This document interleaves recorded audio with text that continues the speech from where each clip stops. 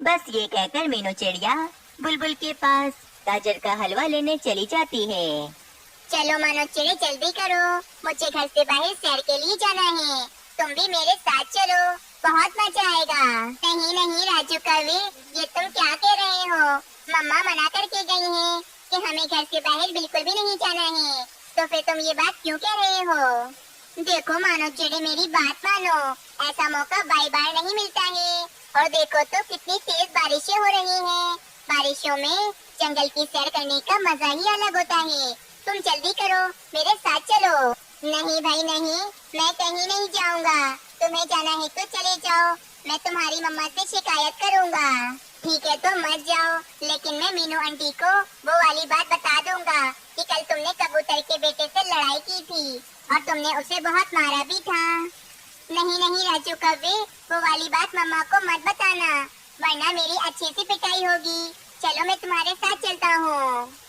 बस फिर राजू कौवा और मानो चिड़ा जंगल की सैर करने तेज बारिश में चले जाते हैं। बुलबुल बहन, मैं राजू कौवे के लिए थोड़ा सा गाजर का हलवा लेने के लिए आई हूँ। वो मुझे कब से तंग कर रहा है कि उसे अभी के अभी गाजर का हलवा खाना है। अरे तो मीनू चिड़िया, कोई बात नहीं, बच्चे तो होते ही ऐसे हैं। मैं तुम्हें अभी गाजर का हलवा दे देती हूँ। एक काम करो, तुम भी गाजर का हलवा खाकर जाओ। अरे नहीं बुलबुल बहन, बच्चे घर में अकेले हैं, आप बस मुझे थोड़ा सा गाजर का हलवा दे दें, मैं फिर फौरन अपने घर के लिए जाऊँ।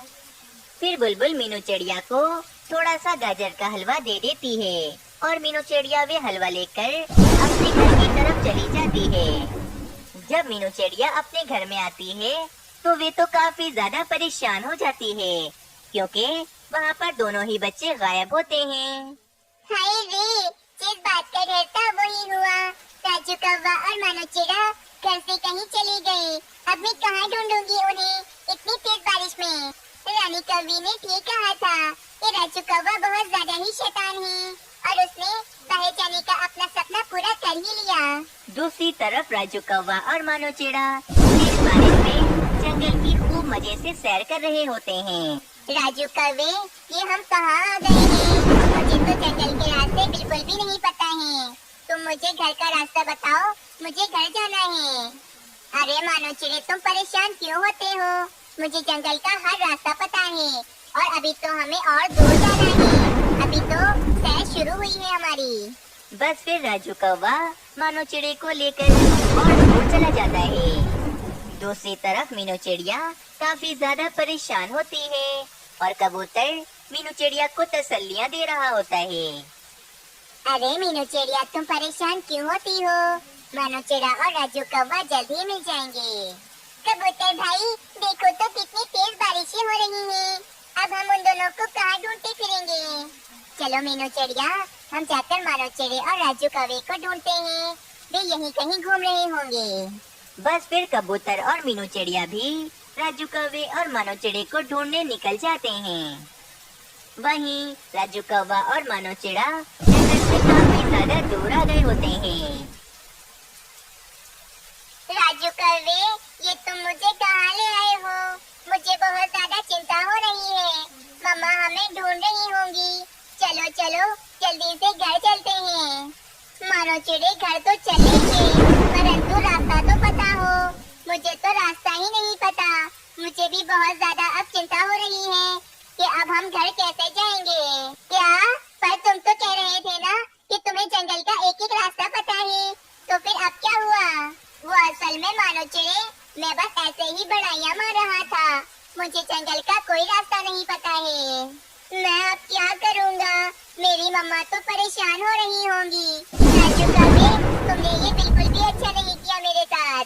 दूसरी तरफ मीनू चिड़िया और कबूतर मानो चिड़े और राजू कौवे को ढूंढ कर काफी ज्यादा परेशान हो गए होते हैं। मीनू चिड़िया, जंगल में हर तरफ अंधेरा हो रहा है, जिस कारण मानो चिड़े और राजू कौवे को ढूंढने में बहुत ज्यादा परेशानी हो रही है।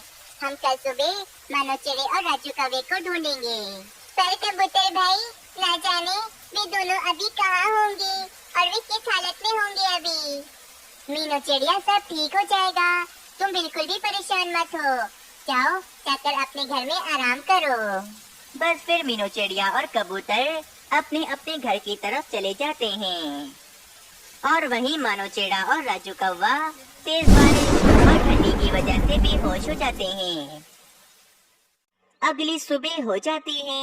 मीनू चिड़िया उठ जाती है और काफी ज्यादा परेशान होती है। कबूतर भाई, बस थोड़ी ही देर में कालू कौवा और रानी कौवी भी आते होंगे, और जब मैं उन्हें बताऊंगी कि उनका बेटा गुम गया है, तो वो मुझ पर कितना ज्यादा गुस्सा करेंगे। चलो चलो मीनू चिड़िया, अब सुबह हो गई है और बारिश भी रुक गई है। हम जाकर मानो चिड़े और राजू कौवे को ढूंढते हैं, वे हमें जरूर मिल जाएंगे। बस फिर कबूतर और मीनू चिड़िया वहाँ से जाने ही लगते हैं कि वहाँ पर कालू कौवा और रानी कौवी आ जाते हैं। लो मीनू चिड़िया, हम वापस आ गए हमारे जंगल में। अरे राजू कौवा कहाँ है हमारा? अरे भाई मीनू चिड़िया बताओ, राजू कौवा कहाँ है? मीनू चिड़िया, आप सब कुछ सच सच बता दो, छुपाने का कोई फायदा नहीं है। फिर मीनू चिड़िया कालू कौवे और रानी कौवी को सारी बात बताने लगती है। क्या हमारा राजू कौवा गुम हो गया है? मीनू चिड़िया, मैं तुम्हें नहीं छोड़ूंगा, तुमने ये सब कुछ जानबूझकर किया है। हाँ मीनू चिड़िया, मैं तुम्हें मना भी करके गई थी कि राजू कौवा बहुत ज्यादा शैतान है, तुम उसे घर से बाहर मत जाने देना, लेकिन तुमने मेरी बात नहीं मानी। बस मीनू चिड़िया, मैं कुछ नहीं जानता, मुझे मेरा राजू कौवा वापस चाहिए, वो भी अभी के अभी। अरे भाई कालू कौवे, रानी कौवी, तुम दोनों क्यों परेशान होते हो? राजू कौवा जल्द ही मिल जाएगा। बस फिर थोड़ी ही देर में वहाँ पर उल्लू वेची मानो चिड़े और राजू कौवे को लेकर आ जाते हैं। मीनू चिड़िया, कालू कौवे, तुम दोनों अपने बच्चों का ख्याल क्यों नहीं रखते हो? ये अकेले घर से बाहर घूम रहे हैं। उल्लू वेची, आपको ये दोनों कहाँ मिले? हम तो इन्हें ढूंढ ढूंढ कर परेशान हो गए थे। मीनू चिड़िया, कल रात जब मैं जा रहा था तो मैंने देखा। अरे ये तो मीनू चिड़िया और कालू कौवे का बेटा है, लगता है ये बेहोश हो गए हैं, मुझे फौरन इन्हें लेकर जाना चाहिए। बस फिर मैं उन दोनों को अपने साथ ले गया था। उल्लू वेची, आपका बहुत बहुत शुक्रिया कि आपने दोनों बच्चों की जान बचा ली। मीनू चिड़िया, इस बार तो मैंने जान बचा ली, परंतु आगे से इन दोनों को घर से बाहर बिल्कुल नहीं जाने देना। पापा, इसमें सारी गलती मेरी है, मानो चिड़ा तो मुझे मना कर रहा था, लेकिन मैं ही इसे जिद कर कर ले गया था। देखा कालू कौवे, मैंने कहा था ना तुमसे कि इसमें मेरी कोई गलती नहीं है। मीनू चिड़िया, मुझे माफ कर दो, मैंने बिला वजह तुम्हें कितना बुरा भला कहा। देख लिया राजू कौवे, मैं तुम्हें इसीलिए मना करती थी कि घर के बाहर मत जाओ, तुम्हें अभी रास्तों का कुछ नहीं पता है। बस फिर इस तरह राजू कौवे को अपनी गलती का एहसास हो जाता है और वे सबसे माफी भी मांग लेता है। इस कहानी से हमें ये सीख मिलती है कि हमें हमेशा अपने बड़ों की बात माननी चाहिए, क्योंकि बड़े जो कहते हैं वे हमारे भले के लिए ही कहते हैं। एक जंगल में एक कालू कौवा और इसका परिवार रहता था। एक दिन की बात है, एक दिन रानी कौवी कालू कौवे से कहती है, कालू जी मेरी बात सुनो, बहुत बुरी खबर है, जल्दी मेरी बात सुनो। अरे रानी, क्या हो गया भाई, कोई अच्छी खबर भी सुना दिया करो, हर समय तुम कोई ना कोई बुरी खबर ही सुनाती रहती हो। कालू जी, राजू कौवा बाहर खेल रहा था कि अचानक वहाँ पर बाजू चील आ गई और हमारे बेटे को पकड़ कर ले गई। अब ना जाने वे दुष्ट चील हमारे राजू कौवे के साथ क्या करेगी। तुम जल्दी करो और बाजू चील के घोंसले में जाओ और हमारे राजू कौवे को उस दुष्ट चील से बचा कर ले आओ। कहीं ऐसा ना हो कि वे बाजू चील हमारे राजू कौवे को मारकर खा ले। चलो भाई, तुम अभी भी बैठे मेरी बातें सुन रहे हो, जल्दी चलो, हम दोनों जाते हैं, चलो भाई। अरे अब इस खूंखार चील से मैं अपने राजू कौवे को कैसे बचाऊंगा? रानी तुम यहीं रुको, मैं जाता हूँ और बाजू चील से बात करता हूँ कि वे हमारे बेटे को कोई भी नुकसान ना पहुँचाए। ये कहकर कालू कौवा फौरन बाजू चील के पास चला जाता है। बाजू चील रुक जाओ, मेरे राजू कौवे को मत खाओ, मेरा एक ही इकलौता बेटा है ये। कालू कौवे, मेरा नाम बाजू चील है और मैं अपना शिकार ऐसे ही नहीं छोड़ देती हूँ। तुम यहाँ से चले जाओ, वरना तुम्हारे राजू कौवे के साथ तुम्हें भी मारकर खा जाऊंगी। बाजू चील, मैं तुम्हें दो दो स्वादिष्ट चिड़िया के बच्चे लाकर दे दूंगा। तुम इन्हें खा लेना, लेकिन बस मेरे राजू कौवे को छोड़ दो तुम। दो दो चिड़िया के बच्चों का सुनकर तो बाजू चील के मुंह में पानी आ जाता है और वे कालू कौवे से कहती है, ठीक है कौवे, तुम जल्दी जाओ और जाके दो चिड़िया के बच्चों को लेकर आओ, तभी मैं तुम्हारे राजू कौवे को आजाद करूंगी। फिर कालू कौवा फौरन चिड़िया के दो बच्चों को ढूंढने के लिए निकल जाता है। मैंने बाजू चील को बोल तो दिया कि दो दो चिड़िया के बच्चे लाकर दूंगा, परंतु वो दो दो चिड़िया के बच्चे मैं कहाँ से लाकर दूंगा। तभी कालू कौवे की नजर सामने ही मीनू चिड़िया के दो छोटे छोटे मासूम बच्चों पर पड़ती है। अरे वाह भाई, ये तो मीनू चिड़िया के बच्चे हैं और ये अभी बहुत छोटे हैं। ना तो ये उड़ सकते हैं और ना ही ये ज्यादा आवाजें कर सकते हैं। और सबसे अच्छी बात तो ये है कि इस समय मीनू चिड़िया भी अपने घोंसले में नहीं है, किसी को भी पता नहीं चलेगा। मैं जल्दी से जाता हूँ और इन दोनों बच्चों को चील बहन के पास ले जाता हूँ। फिर कालू कौवा फौरन मीनू चिड़िया के घोंसले में आता है और मानो चिड़े और सोनू चिड़िया को अपनी पीठ पर बिठाकर चील के पास ले जाता है। ये सब कुछ एक दूसरे पेड़ पर बैठा तोता भी देख रहा होता है और वे कहता है, ये कालू कौवा मीनू चिड़िया के दोनों बच्चों को अपने साथ कहाँ ले गया। मीनू चिड़िया तो अभी थोड़ी देर पहले ही भोजन ढूंढने के लिए गई हैं। जरूर कोई तो बात है। मैं फौरन मीनू चिड़िया के पास जाता हूँ और मीनू चिड़िया को ये बात बताता हूँ। ये कहकर तोता फौरन मीनू चिड़िया के पास चला जाता है। मीनू चिड़िया मेरी बात सुनो। मानो चिड़े और सोनू चिड़िया को कालू कौवा अपनी पीठ पर बिठाकर कहीं ले गया है। जरूर कालू कौवा तुम्हारे दोनों बच्चों को लेकर चील के पास गया होगा। हाय रे, मैंने इस कालू कौवे का क्या बिगाड़ा है जो ये हर समय मेरे ही पीछे पड़ा रहता है। अब मैं क्या करूं? अगर वे कालू कौवा मेरे बच्चों को चील के पास लेकर गया है तो वे चील तो मेरे बच्चों को नहीं छोड़ेगी। तोते, मैं जा रही हूँ। यकीनन कालू कौवा मेरे बच्चों को लेकर बाजू चील के पास ही गया होगा, क्योंकि वे बाजू चील ही हमारे जंगल के पीछे पड़ी रहती है। मीनू चिड़िया, अगर तुम अकेले जाओगी तो वे चील तुम्हारे बच्चों के साथ तुम्हें भी मारकर खा जाएगी। तोते, मैं किसी बाजू चील से नहीं डरती हूँ और मुझे अभी अपने मासूम बच्चों की जान बचानी है। मैं जा रही हूँ। फिर मीनू चिड़िया इस बाजू चील के घोंसले की तरफ चली जाती है। कौवे, तुमने तो मेरा दिल ही खुश कर दिया है ये नन्हे नन्हे चिड़िया के बच्चे लाकर। अब बस मैं इन चिड़िया के बच्चों को खाने ही वाली हूँ। बाजू चील, तुम जल्दी से इन नन्हे पक्षियों को खा लो और मुझे और मेरे राजू कौवे की जान छोड़ दो। बाजू चील इन दोनों नन्हे पक्षियों को खाने ही जा रही होती है कि वहाँ पर मीनू चिड़िया आ जाती है। बाजू चील, मैं तुमसे नहीं डरती हूँ, बल्कि मैं तुम्हें और कालू कौवे को सबक सिखाने के लिए आई हूँ। अरे, एक छोटी चिड़िया अब बाजू चील को सबक सिखाएगी। बाजू चील, अगर तुमने अभी के अभी मानो चिड़े और सोनू चिड़िया को मुझे वापस ना लौटाया तो मैं तुम्हारे इस घोंसले को तोड़ दूंगी और कालू कौवे, मैं तुम्हारे राजू कौवे को भी मार डालूंगी। मीनू चिड़िया, तुम बस भी करो। तुम गुस्से में क्या कुछ बोल रही हो? तुम जानती हो ना कि अगर तुम बाजू चील के करीब भी आई तो बाजू चील तुम्हें भी मारकर खा जाएगी। ऐसा कभी नहीं होगा कालू कौवे। ये कहकर मीनू चिड़िया वहाँ से चली जाती है।